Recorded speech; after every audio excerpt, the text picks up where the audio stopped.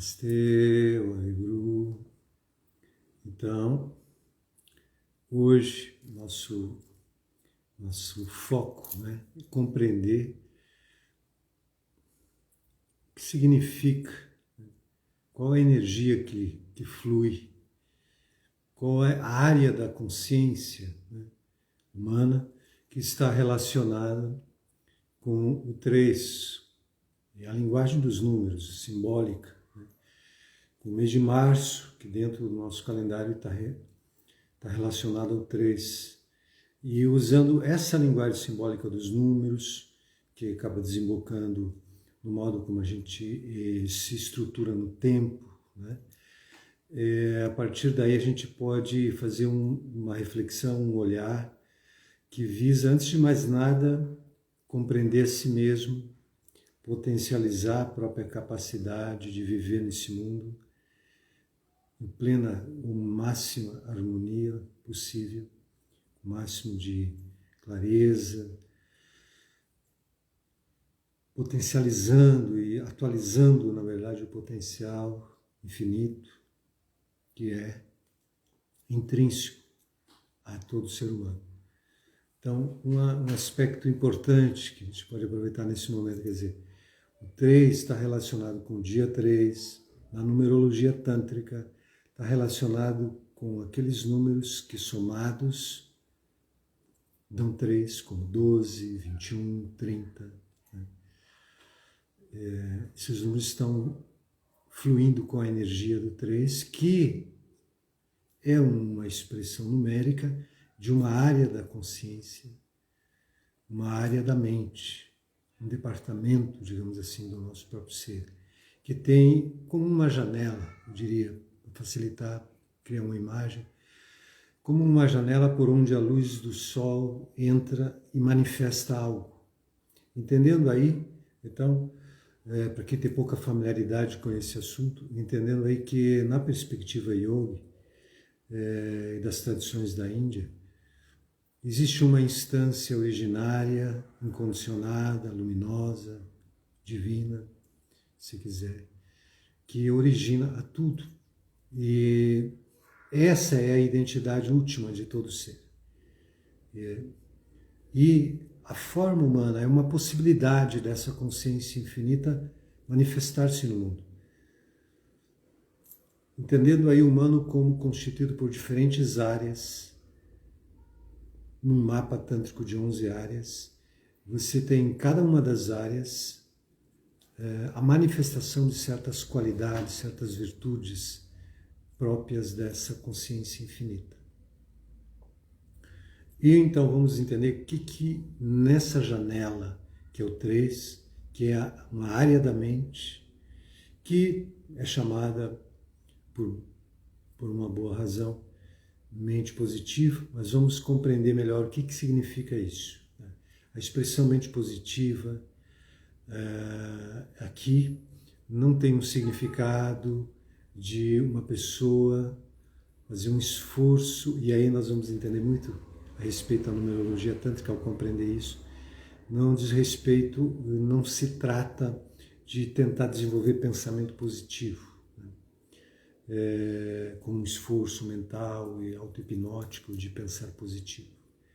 Na visão yoga, na visão da numerologia tântrica, isto é esse tipo de abordagem que visa criar uma perspectiva positiva da vida, em geral, ele não se sustenta. Ou seja, apenas o esforço mental para olhar e ver o positivo, para reconhecer o que tem de bom nas situações dentro de si mesmo. Apenas essa intenção, essa boa vontade, esse esforço mental não é suficiente para que essa capacidade de perceber um núcleo luminoso de cada contexto, de cada pessoa, de si próprio, enxergar esse núcleo luminoso infinito, para que isso seja possível é necessário qualificar a percepção. Não se trata de admitir, eu vou fazer esforço para pensar positivo. É algo bem mais profundo do que isso, algo que tem, que ao ser criadas as condições para isso, é algo espontâneo, algo que não envolve um esforço, uma espécie de autopoliciamento constante.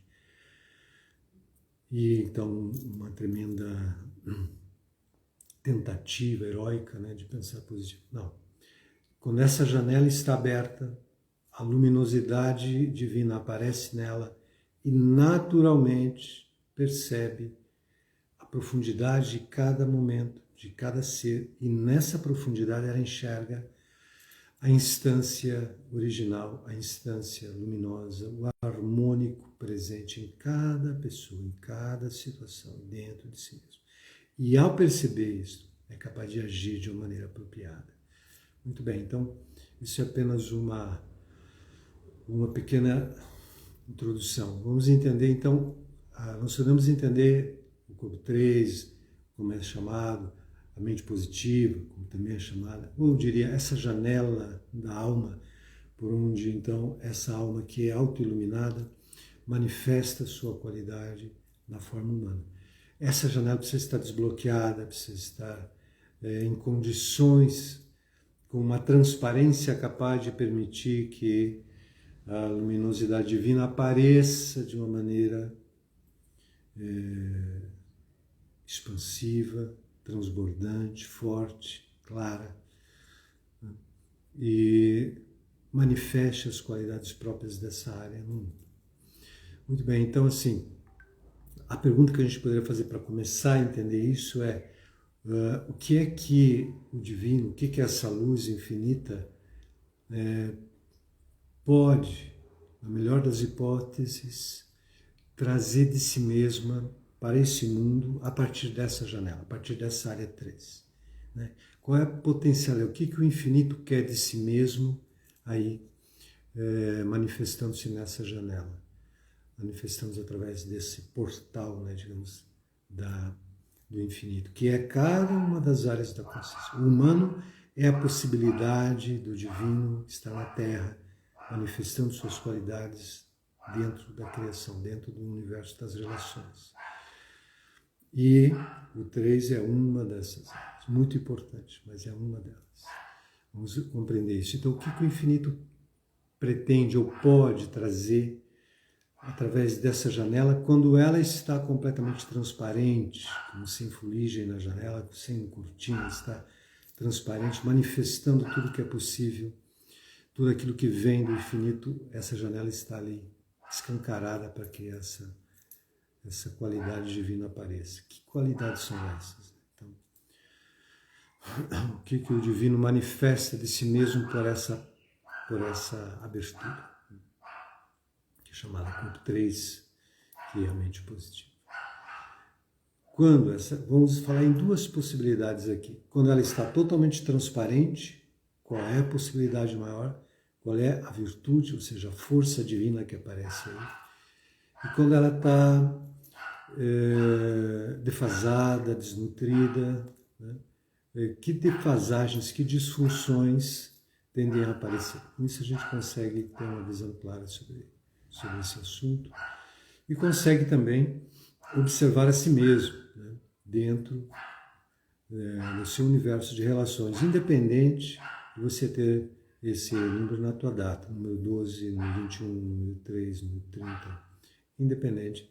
É claro que se tiver o convite especial da existência, é que você se torne mestre dessa área. A existência está te convidando a se tornar mestre dessa área. Se você tem isso no mês, se tem isso no dia, ou em outras áreas que nós vamos especificar aqui agora, na soma de tudo, por exemplo, também. Isso é um estudo da numerologia tântrica, que nós temos o curso disponível para quem quiser se aprofundar. Então, vejam bem, quando essa área está aberta, o que surge nela são duas coisas simultâneas que se integram completamente e que são inevitáveis. Inevitáveis.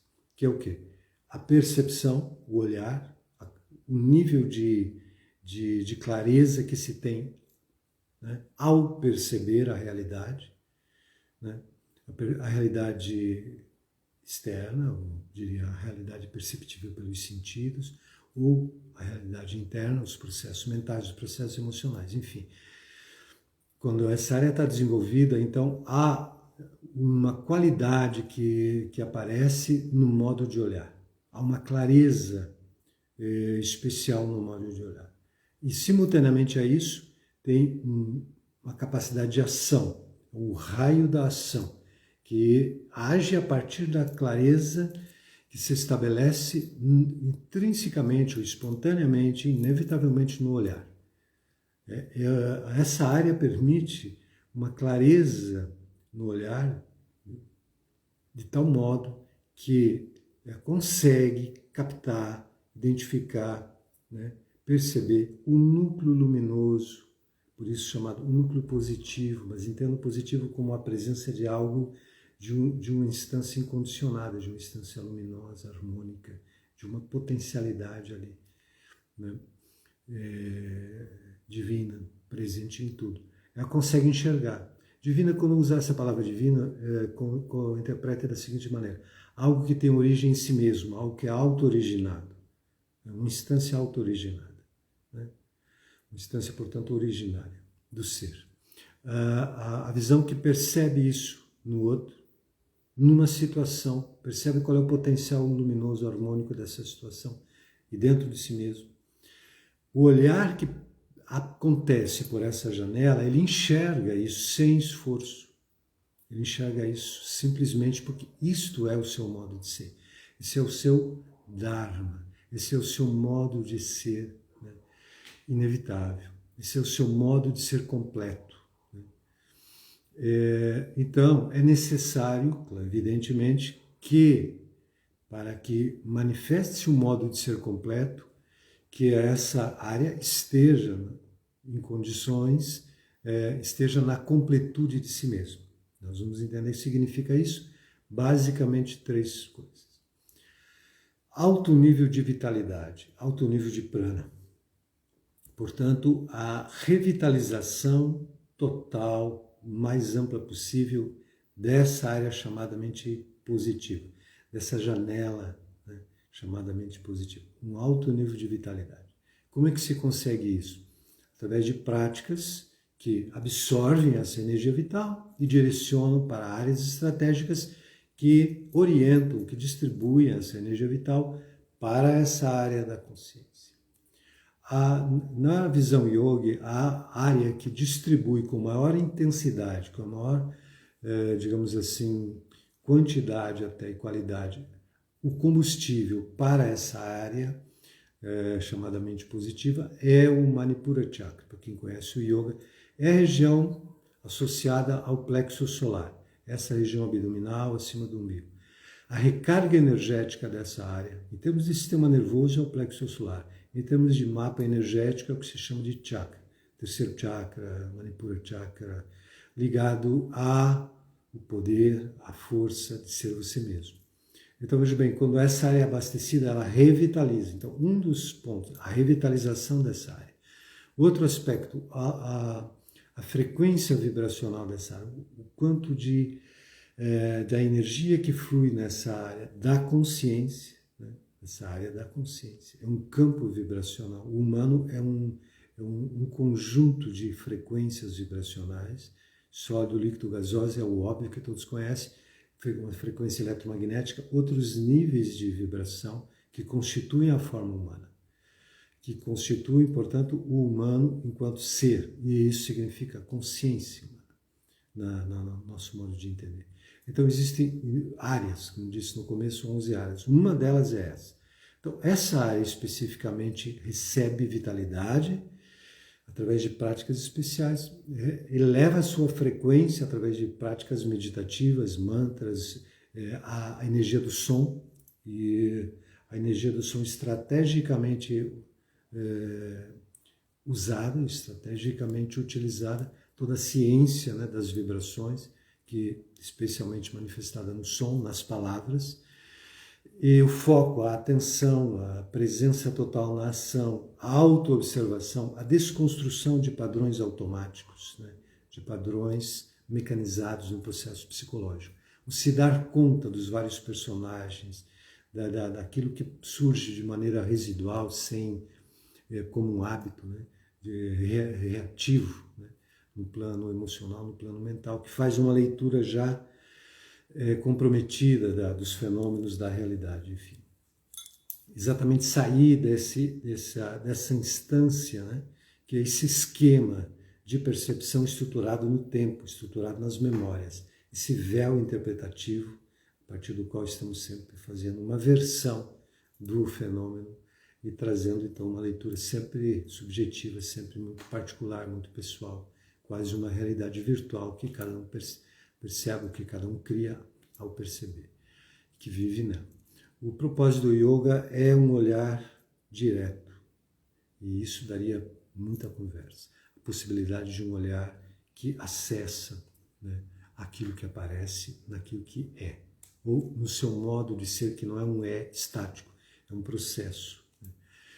Então, a grande característica dessa área, já foi dita, é a percepção do núcleo luminoso harmônico, se quiser positivo, e a capacidade de agir, de interagir, exatamente tendo como referência daquela pessoa, daquela situação, tendo como referência este núcleo luminoso, esse núcleo, essa potencialidade harmônica.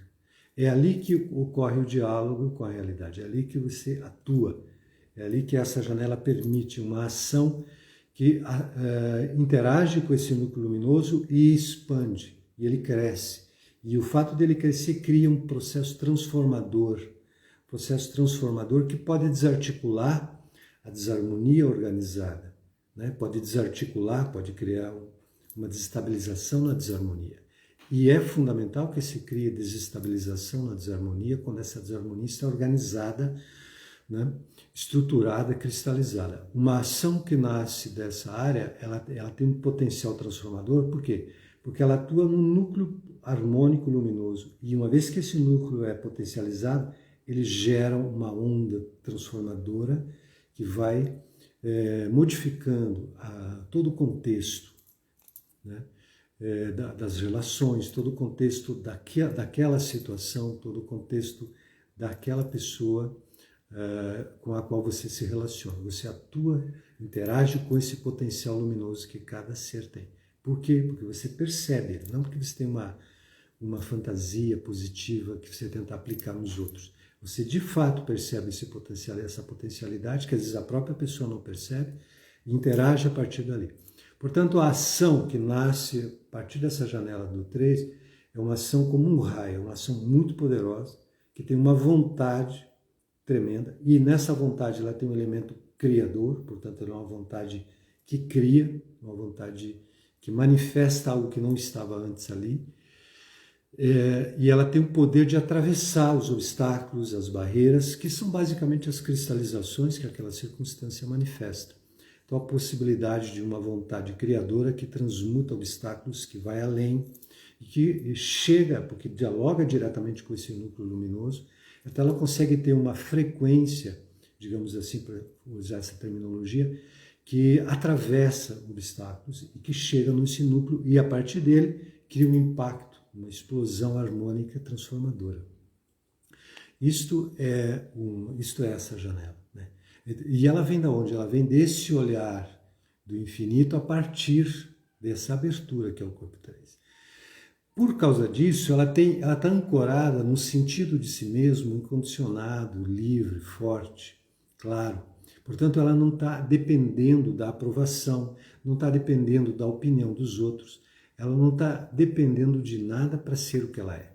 Ela manifesta o que ela é, ela interage, ela acolhe as reações, mas ela não se determina pelas reações, no sentido de que as reações substituiriam a autopercepção. Não, a autopercepção está ancorada numa dimensão originária, profunda, auto-originada, né, por isso, e que tem uma autoexistência. Né? Então ela não é determinada pelas circunstâncias. Ela se auto-reconhece, se autodetermina e age nas circunstâncias. Obviamente que ela leva em conta as reações apenas como modo de contribuir para a transformação das circunstâncias e das pessoas que reagem, né? E ela é capaz de contribuir de uma maneira muito respeitosa, muito harmônica, mas muito assertiva, ancorada nesse poder. Eu não diria que é um poder pessoal, porque a palavra pessoal está relacionada a uma dimensão um tanto periférica do ser, mas um poder que nasce da própria alma, vamos chamar do coração, ou da instância incondicionada, que surge como uma força capaz de impactar, né? E nesse impacto, ela sempre reconhece, e aí que está uma característica harmônica muito bela, ela sempre reconhece no outro o poder do outro, a liberdade do outro ser o que ele consegue ser, mas a presença dessa ação, ela sempre provoca uma transformação harmônica em quem está próximo. Mas essa transformação que é provocada em quem está próximo, ela não tem nenhuma utilidade para esse corpo 3. Ele não está se servindo de um poder para provocar nos outros uma transformação que lhe beneficie. Ele não necessita desse benefício. Ele simplesmente atua por ser assim, que é o seu modo de ser. E ele provoca mudanças, provoca transformações que beneficiam aqueles que se transformam, e não a ele. Então ele não tem nenhum interesse particular envolvido nisso. Ele simplesmente está ali sendo o que ele é. Isso é inevitável, porque há duas coisas que são muito importantes aí, que já foram ditas. Clareza na percepção e poder na ação. Então, essa área do 3, sempre ela se perguntaria assim, o que me cabe fazer agora para que essa situação seja harmônica, para que essa situação seja positiva num nível amplo da palavra, né?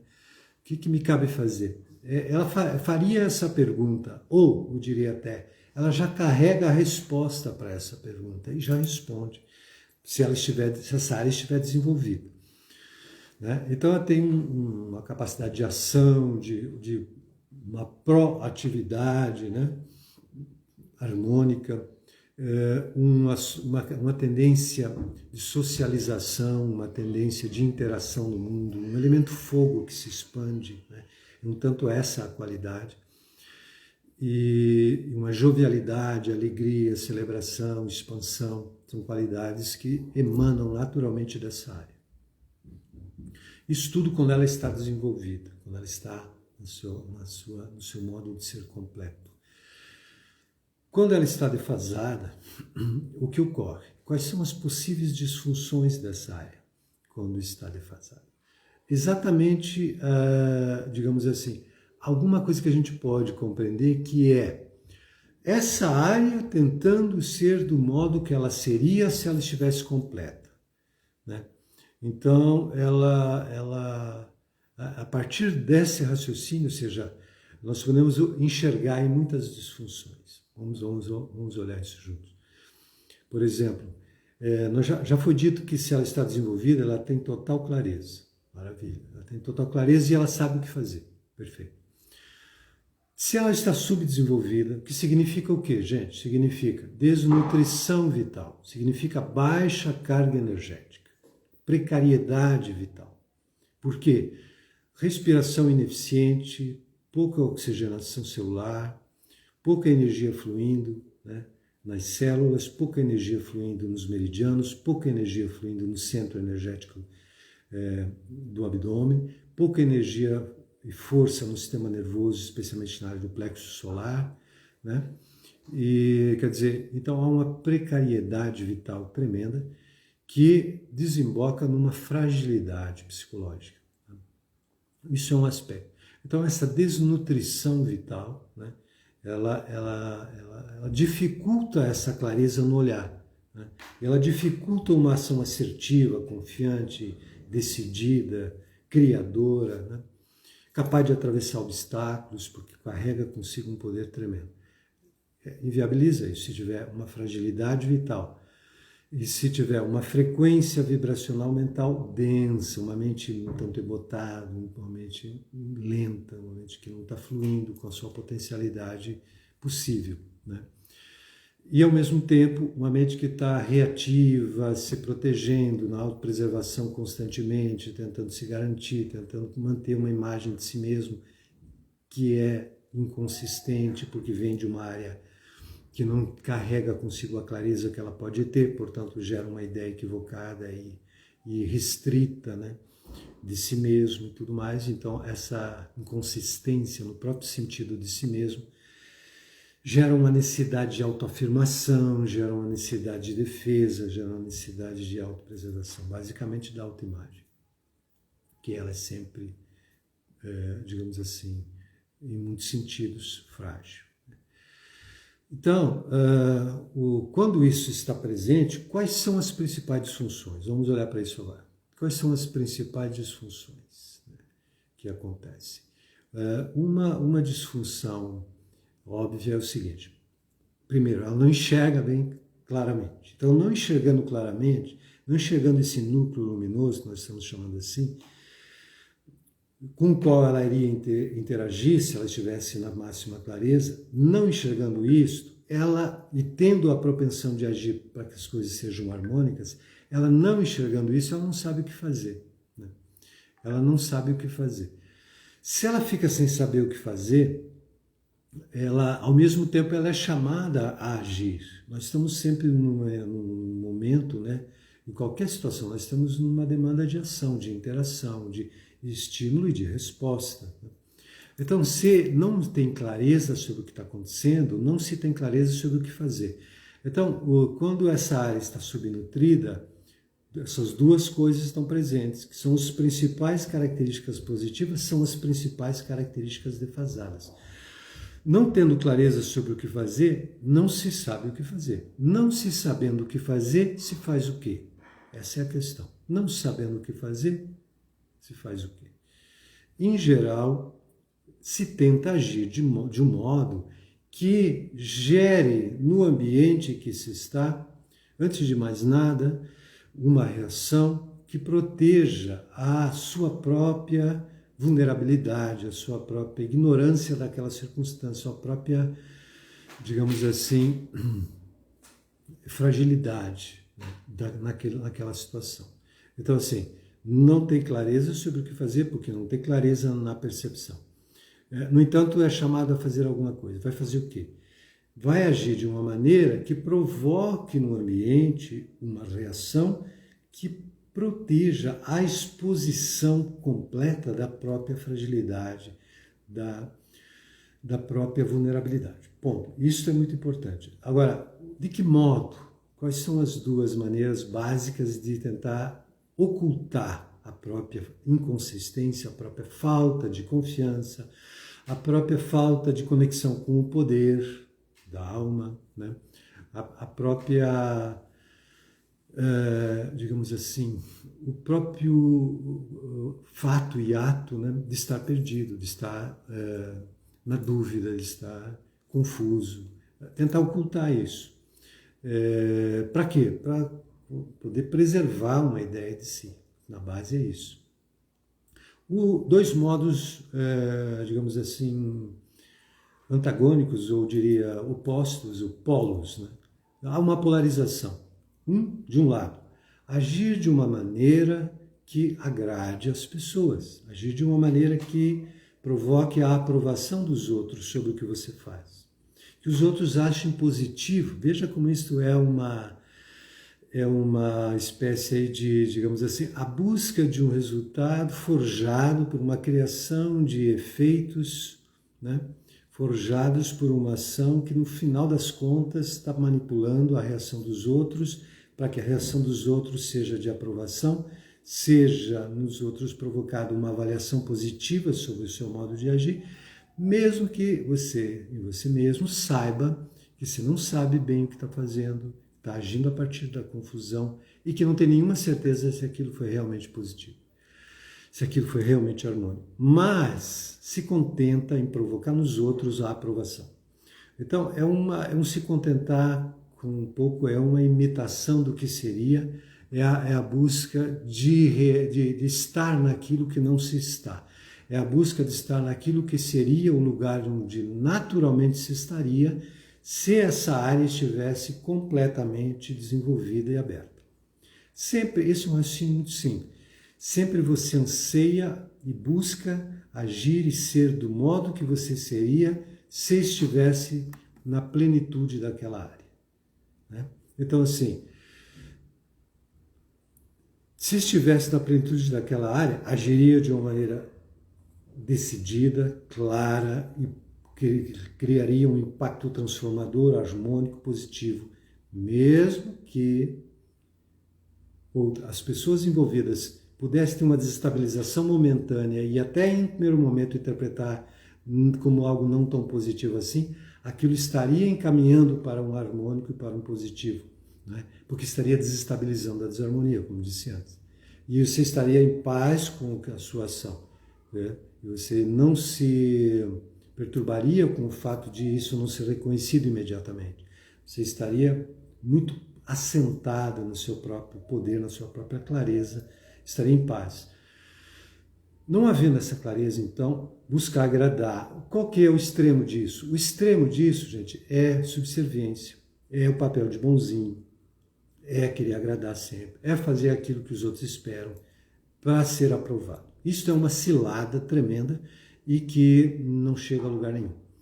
Por quê? Porque mesmo que você conseguisse fazer com que as pessoas lhe aprovassem, você, com você mesmo, não teria a sua própria aprovação.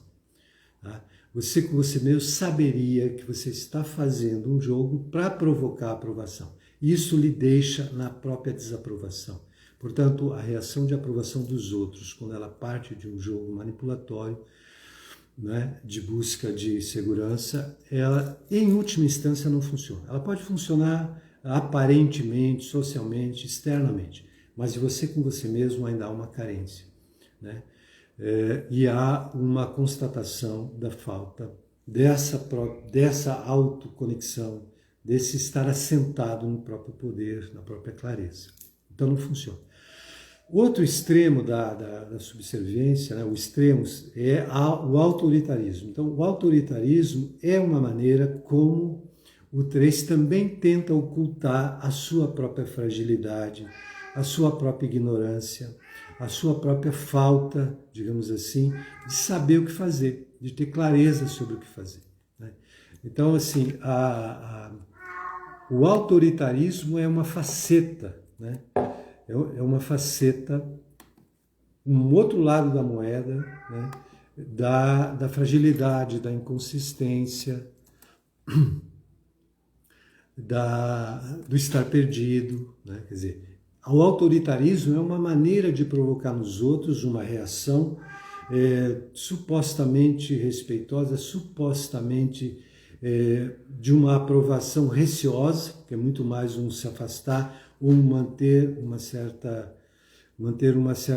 a uma certa distância aqueles que poderiam mostrar para você a sua própria fragilidade e você estaria de cara com ela, né?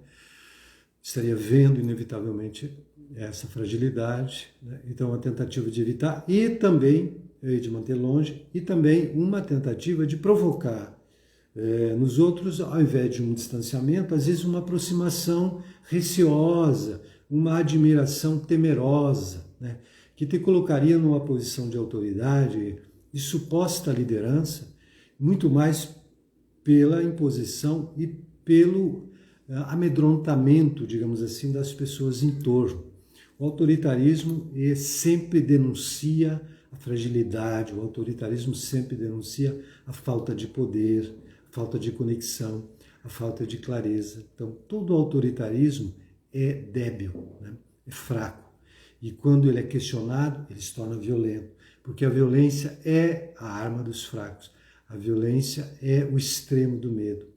A violência é a tentativa de destruir o que ela ameaça, porque você não tem força suficiente para conviver com essa suposta ou esse nível de ameaça que tem relação totalmente direta e proporcional à própria fragilidade.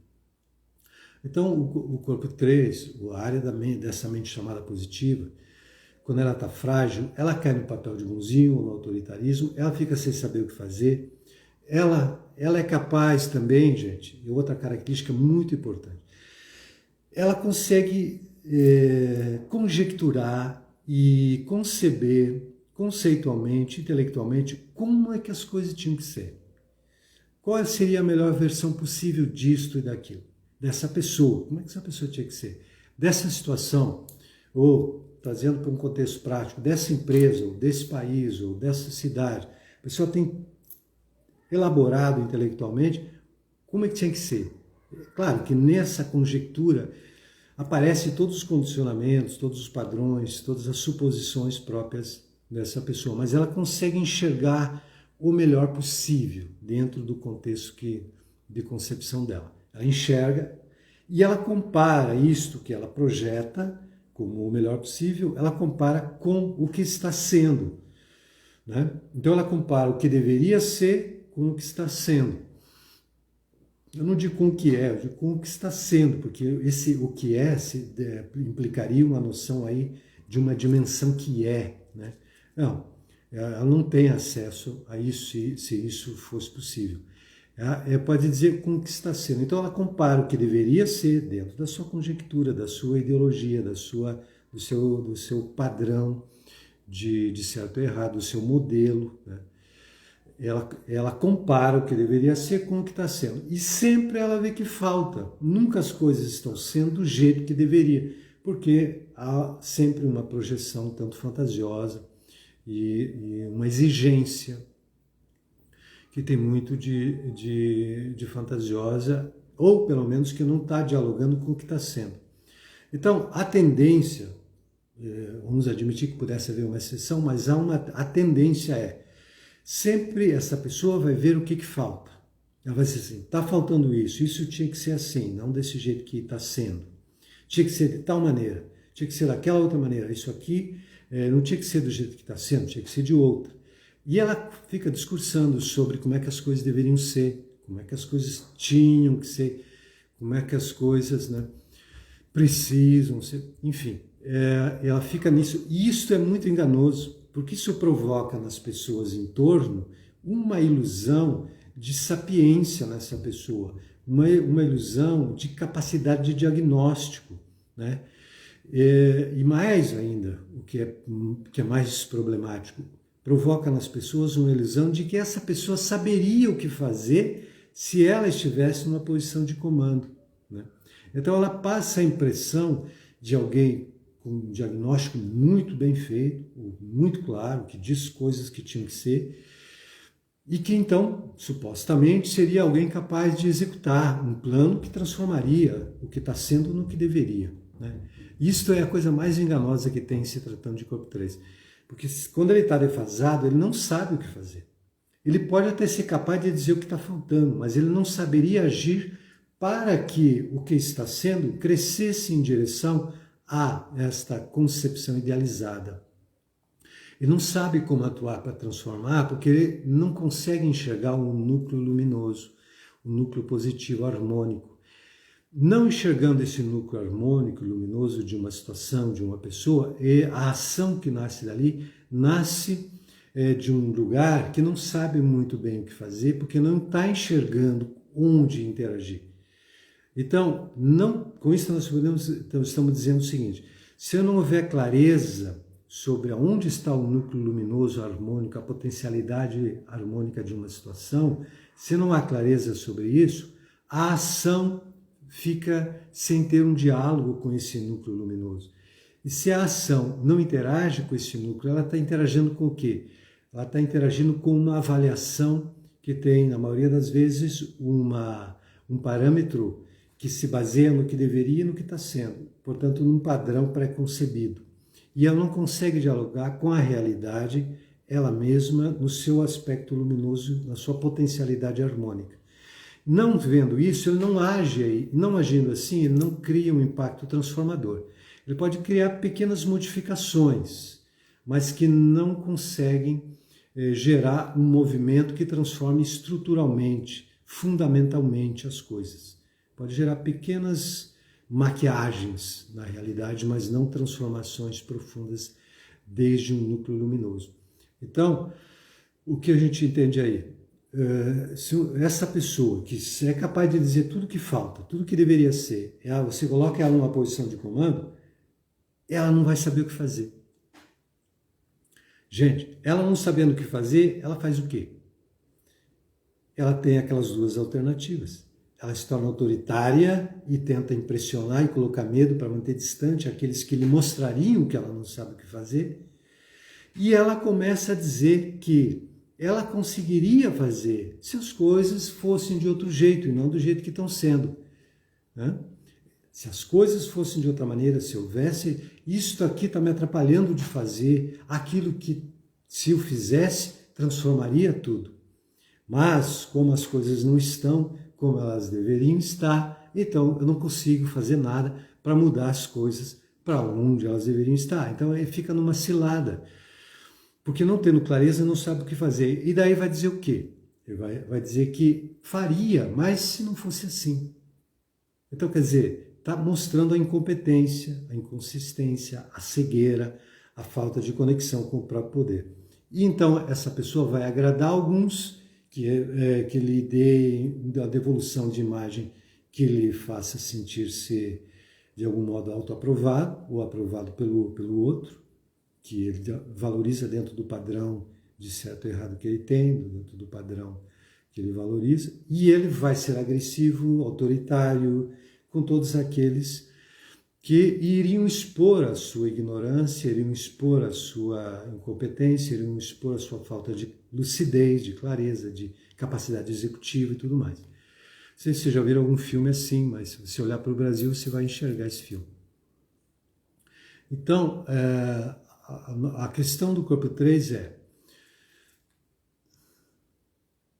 você poderia dizer para uma pessoa que não consegue enxergar o núcleo positivo das coisas assim, você deveria ver o lado positivo dessa pessoa, você deveria ver o lado positivo dessa situação, você deveria ser capaz de reconhecer quanta coisa boa tem dentro de você, na sua vida.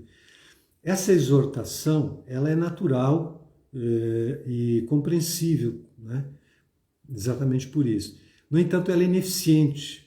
Ela não é capaz de gerar numa pessoa a capacidade de enxergar esse núcleo positivo, luminoso, que ela seria capaz de ver se essa área estivesse como alto nível de vitalidade, alta frequência vibracional, com as meditações, com os mantras, desconstrução das tendências automatizadas de reação, né? Percepção desse modo reativo, defensivo de ser, percepção disso. Então vejam bem, com isso estamos dizendo o seguinte, gente, você pode entender que seria maravilhoso enxergar o lado positivo das pessoas, o aspecto positivo das situações, de você mesmo. Maravilha, qualquer pessoa concorda com isso. Óbvio. No entanto, mesmo sabendo disso, mesmo tentando isso por um esforço mental, intelectual, moral, isto não ocorre. Por quê? Porque isto ocorreria a partir, e isto ocorrerá naturalmente a partir do momento em que essa área, que é o corpo 3, dessa janela da alma, a partir do momento que ela esteja transparente, que ela esteja desenvolvida, que ela esteja aberta, né, completamente para a luminosidade do ser, para a luminosidade da alma. Se não estiver assim, vai ter defasagem. Se ela estiver com baixa vitalidade, se ela estiver densa na sua frequência, se ela estiver funcionando sempre baseada no passado, reativa, defensiva, gente, não tem condições de percepção de clareza, de poder de ação, de autoconfiança, de poder pessoal, de poder espiritual, de poder da alma. Enfim, não tem como. Por mais que saiba, não vem. Por quê? Porque as condições não estão ali. Se a janela está fechada, se a janela está com uma cortina muito densa, se a janela está cheia de fuligem, como é que a luz do sol vai entrar com total luminosidade e radiância? Não vai. Por isso que a nossa perspectiva da numerologia tântrica para a transformação psicológica, ela é muito pragmática, muito prática, ela se baseia na dinâmica energética. É a perspectiva energética da consciência, né? Que entende que se as condições energéticas de vitalidade, se as condições vibracionais, uma altitude de vibrações, e se o modo de agir, ao invés de ser reativo, ele for criativo, e ele for desprogramando os padrões automáticos, os juízos prévios, os hábitos mentais, as crenças arraigadas, Se for limpando essa lente, torna-se possível esse olhar que essa área é capaz de ter. Transparência total para enxergar a realidade no seu nível luminoso, harmônico e capacidade de agir, transformando o meio em que está. Não para que o meio sirva ao seu propósito, mas gerando uma capacidade de transformação em direção ao harmônico possível de cada situação, de cada pessoa. Então, estamos dizendo que esse mês de março ele está relacionado a isso.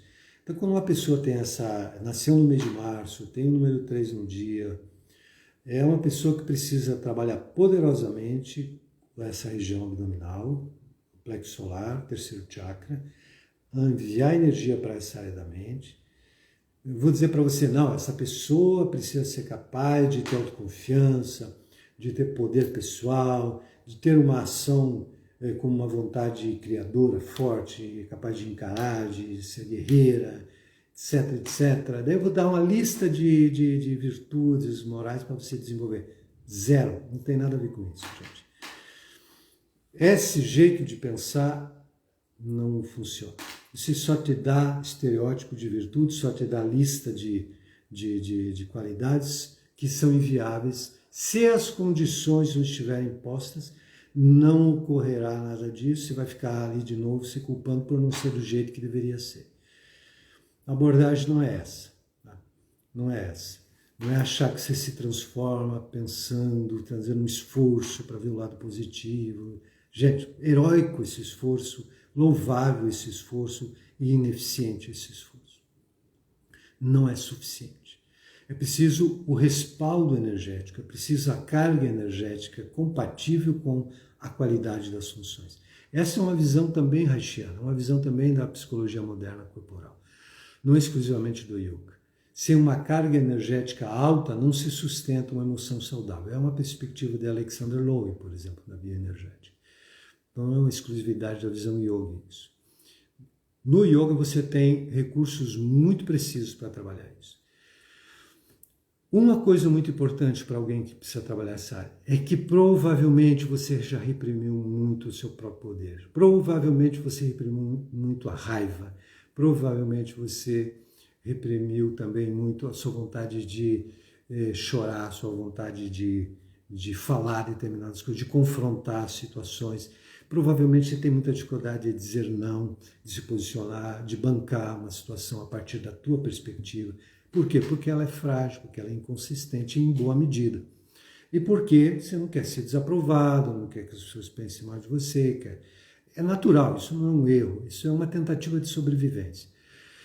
O que nós estamos dizendo é que o trabalho de desbloqueio da potencialidade dessa janela da alma envolve também um tanto de catarse, um tanto de desbloqueio das emoções reprimidas, um tanto de fortalecimento energético para manifestar uma atitude capaz de dizer não, de se posicionar, de escutar a resposta ao seu não, de lidar com ela. Isto vem naturalmente com o desenvolvimento dessa área.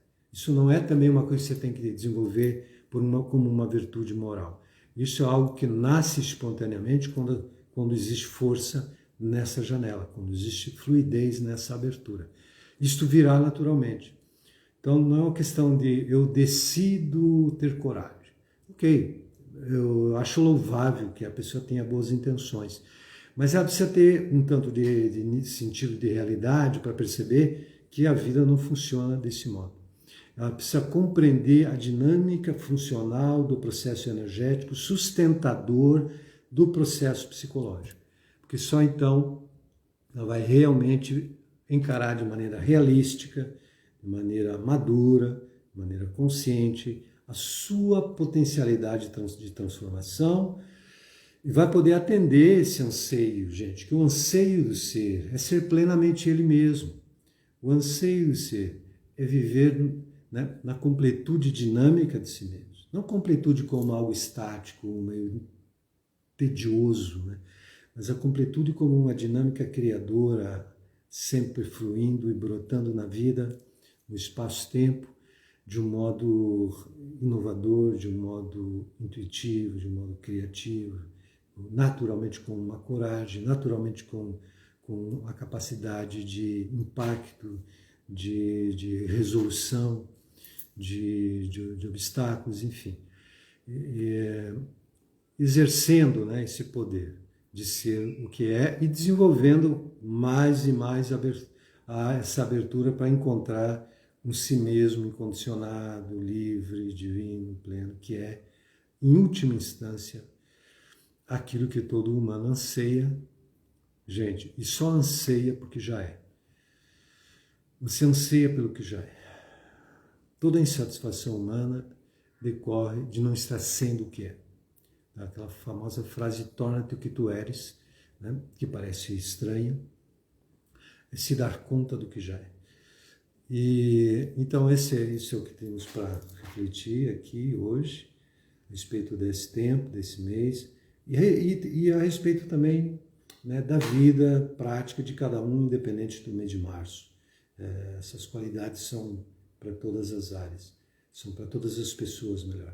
Mas quando você tem um 3, um dia no mês, né, ou na soma, você tem um convite especial da existência para se apropriar de tudo que digamos assim, é natural dessa área. Se apropriar de toda essa potencialidade que está aí. Né? Se abrir para esse recurso que já está aí, latente, apenas esperando as condições para aparecer. Porque você anseia sempre ser aquilo que pode ser. E quando cria as condições para isso, isso será. E nós temos as práticas e o modo de encaminhar esse processo. Não é uma coisa de exortação moral, de pensar positivo. É algo bem mais consistente que isso, que envolve um trabalho em outros níveis, que envolve uma prática e que é possível fazer. Lidar com as próprias variáveis individuais, com os próprios condicionamentos, com os próprios padrões, com o processo todo histórico de cada um. E atravessar, dissipar essas nuvens todas, para que o céu azul que é, o que cada um já é, possa aparecer na vida. Ok? Então, eu acredito que com isso dá para a gente ter uma pequena perspectiva desse assunto, pode ser aprofundado. Nós temos um curso, né, de numerologia tântrica que está disponível online, vocês podem se formar aqui nesse canal mesmo, e aprofundar a compreensão de todo esse tema, que é basicamente, gente, a compreensão de si usando o recurso de um mapa da consciência, da tradição antiga da Índia, da psicologia antiga da Índia, integrado com a linguagem dos números, que é um tipo de linguagem, um tipo de registro de saber. Número é uma linguagem, é um modo de registrar o saber. Nesse caso, há um acoplamento de linguagem, uma linguagem verbal, de letras, de palavras, de sentido, e uma linguagem de números que complementa e cria um contexto muito claro, né, para a autocompreensão, para a compreensão da vida, etc. Boa noite para todos, namastê, estejam em paz e nos veremos no próximo mês, nesse contexto aqui, para conversar a respeito da mente meditativa. Mas a qualquer momento, se quiser interagir, pode enviar uma comunicação que a gente interage.